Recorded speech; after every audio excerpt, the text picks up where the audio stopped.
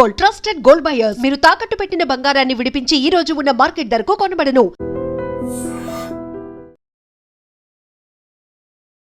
So ఈ మధ్య కాలంలో రక్త సంబంధం అని లేదు, కట్టుకున్న భర్త అని లేదు, ఎన్నో ఘటనలు ఇష్టం వచ్చినట్టు చంపి పోలీసుల దగ్గరికి అమాయకంగా వెళ్ళి కనిపించట్లేదు అని కంప్లైంట్ ఇచ్చి తర్వాత దొరికిపోయిన ఘటనను కొన్ని వందల కొద్దీ చూసాం మనం. సో ఇదే తరహాలో జయశంకర్ భూపాలపల్లిలో మరో ఘటన చోటు చేసుకుంది.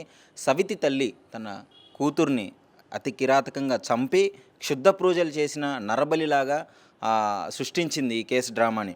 అదేవిధంగా అంతకుముందే భర్తను కూడా చంపింది. అసలు ఏం జరిగింది అని వివరాల్లోకి వెళ్తే, జయశంకర్ భూపాలపల్లిలో కవిత అనే మహిళ పెళ్లి చేసుకుంది, వివాహిత, కొంచెం బాగానే నడుస్తుంది, అంతా బాగానే ఉన్న క్రమంలో అదే ఏరియాకి చెందిన రాజ్ కుమార్ అనే యువకుడితో అక్రమ సంబంధం పెట్టుకుంది. సో అక్రమ సంబంధం పెట్టుకున్న తర్వాత తరచుగా వాళ్ళ భర్త ఉండగానే ఇంటికి వస్తూ ఉండడంతో అనుమానం వచ్చింది భర్తకి. ఇంకో విషయం ఏంటంటే, చాలా బాధాకరమైన విషయం, వాళ్ళ భర్తకి పెరాలసిస్ అనమాట. సో వాళ్ళ భర్తకి పెరాలసిస్ ఉందని తెలిసి భర్త బతికుండగానే ఇంకొకరితో అక్రమ సంబంధం పెట్టుకొని, సో భర్త ఉండగానే ఈ విధంగా రావడంతో భర్త నడవలేని స్థితిలో ఉన్నా సరే కొంచెం ఘర్షణకు దిగడం జరిగింది. సో ఏం చేస్తున్నావు, నీకు అర్థమవుతున్న అనుమానంతో మాట్లాడడంతో వీళ్ళ నిజం బయటికి రావడంతో ఆమెకు భయం వేసింది. సో బయట ఎవరికన్నా చెప్తాడేమో, దొరికిపోతామేమో అన్న భయంతో ఇద్దరూ కలిసి భర్త నిద్రిస్తుండగా తెల్లవారుజామున పిలిపించి, అంటే కాళ్ళు చేతులు కదలకుండా ఆమె పట్టుకుంది. కవిత అనే మహిళ పట్టుకోగానే ఇతడు ప్రియుడు వచ్చి గొంతు మీద దిండి పెట్టేసి అతి కిరాతకంగా ఊపిరాడకుండా చంపడం జరిగింది. సో చంపిన తర్వాత అందరినీ నమ్మించింది, చుట్టాలను నమ్మించింది, అందరినీ నమ్మించింది. పెరాలసిస్ వచ్చింది కదా, హెల్త్ బాగోక చనిపోయాడని చెప్పేసి. ఆ తర్వాత కూతురికి వీళ్ళిద్దరి సంభాషణ కూతురు చెవిలో పడింది. కూతురికి అర్థమైపోయింది వీళ్ళే చంపారు అని చెప్పేసి. కూతురితో కూడా ఘర్షణలోకి దిగింది.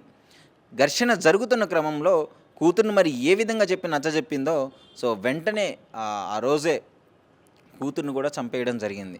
ఎందుకు, ఈ విషయం ఎవరికన్నా బయట చెప్తుందేమో, ఎన్ని చెప్పినా సరే నమ్మకూడదు అని చెప్పేసి అతి కిరాతకంగా, అంటే భర్తని చంపిన కొద్ది రోజులకే కూతుర్ని కూడా, వర్షిణిని పాపం చంపడం జరిగింది. సో చంపిన తర్వాత వీళ్ళిద్దరూ మళ్ళీ పోలీస్ స్టేషన్కి వెళ్ళి అక్కడ కంప్లైంట్ ఇవ్వడం జరిగింది. ఆమె ఒక్కతే కవిత వెళ్ళి కంప్లైంట్ ఇవ్వడం జరిగింది, నా కూతురు కనిపించట్లేదు అని. పోలీసులు వాళ్ళు బృందాలుగా ఏర్పడి 4 రోజులు గాలించిన తర్వాత ఈమె మాట్లాడే తరహాలో ఏదో అనుమానం వచ్చి ఏమేదో కొంచెం డిఫరెంట్గా బిహేవ్ చేస్తుందని చెప్పేసి తీగ లాగితే డొంకంతా కదిలినట్టు మొత్తం వాళ్ళ ఫాదర్ కేసు కూడా బయటపడింది.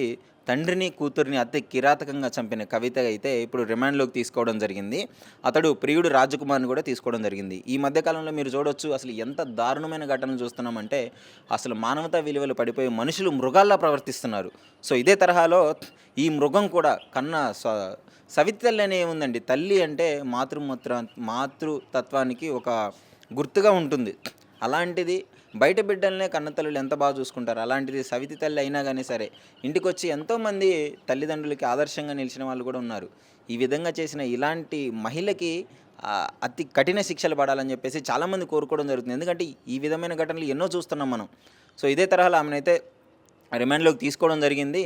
సో మొత్తం వివరాలు అయితే బయటకు వచ్చి, ఇంకా చంపిన విధానం చూసి, ఇంకా ఏంటంటే అప్పుడు వరదలు వస్తున్నాయి కదా, ఫుల్గా వర్షాలు పడి, సో ఎక్కడో నదిలో పడేద్దామన్నట్లు వచ్చారు. కానీ వరదల ప్రాంతాల్లో పోలీసు వాళ్ళు నిఘా ఉంచడంతో భయమేసి రోడ్డు పక్కన ఒక అడవిలోకి తీసుకెళ్ళి పడేసి మొత్తం చుట్టూ పసుపు కుంకుమ చల్లి ఆధార్ కార్డు కూడా పెట్టి దీన్ని ఒక నరబలిగా సృష్టించడం జరిగింది. ఎవరో నరబలి చేశారు, కూతుర్ని చంపేశారు అనే విధంగా తరహాలో ఒక డ్రామా సినిమాటిక్ లెవెల్లో సృష్టించడం జరిగింది. కాకపోతే నిజం ఎప్పుడైనా బయటకు వస్తుంది కదా, పోలీసు వాళ్ళు వారి స్టైల్లో విచారణ చేయగానే మొత్తం బయటకు వచ్చేసింది. సో అసలు ఈ ఘటన పైన మీ అభిప్రాయం ఏంటి, మీరేమనుకుంటున్నారు? ఈ మధ్య కాలంలో ఇలాంటి జరిగే ఘటనల గురించి మీ అభిప్రాయం ఏంటి అని డెఫినెట్గా ఎందుకు జరుగుతున్నాయో కూడా మా iDreamతో షేర్ చేసుకోండి. And for more videos, please subscribe to iDream. Please subscribe to iDream. Please subscribe iDream. And please subscribe to iDream. For more videos, subscribe to iDream. please like, share and subscribe to the channel. Congratulations, iDream. Subscribe to iDream. Subscribe to iDream. So subscribe to iDream Media. iDream ki iDream team andarki huge congratulations. Please subscribe iDream Media. Please subscribe to iDream. Subscribe iDream. Please subscribe to iDream.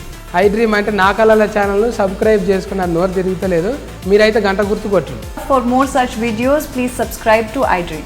Subscribe to iDream. Please subscribe to iDream. Please subscribe iDream Media. Please do subscribe to iDream. Please subscribe to iDream Media. For best entertainment and information, please subscribe iDream. And don't forget to subscribe to iDream.